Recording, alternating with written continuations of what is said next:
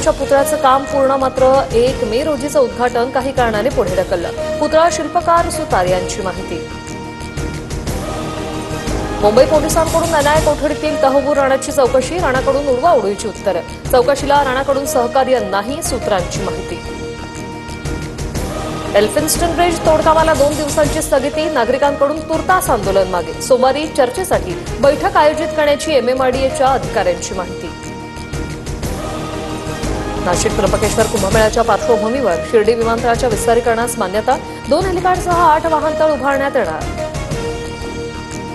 वक्फ कायद्याच्या सरसकट स्थगितीला केंद्राचा विरोध, घटनात्मकदृष्ट्या संसदेने मंजूर केलेला कायदा सुप्रीम कोर्ट सरसकट स्थगित करू शकत नाही, केंद्राच्या प्रतिज्ञापत्रात असा उल्लेख. नाशिकच्या बांबळेवाडीत भीषण पाणी टंचाई, पाण्यासाठी 1 ते 1.5 किलोमीटर पायपीट. तर छत्रपती संभाजीनगरमध्ये वाढत्या तापमानामुळे पाण्याचं बाष्पीभवन, 142 गावांना टँकरने पाणी पुरवठा. राज्यभरात आज हलक्या पावसाचा अंदाज. कोकण, मध्य महाराष्ट्र, मराठवाडा आणि विदर्भात तुरळक पावसाचा अंदाज. विदर्भात 27 आणि 28 एप्रिलला गारपीटीचा इशारा. नागपुरात गेल्या 4 दिवसांपासून पारा 44 अंशावर. 26 ते 29 एप्रिल ढगाळ वातावरणामुळे तापमानात 1 किंवा 2 अंशाची घसरण होण्याची शक्यता. उद्या मध्य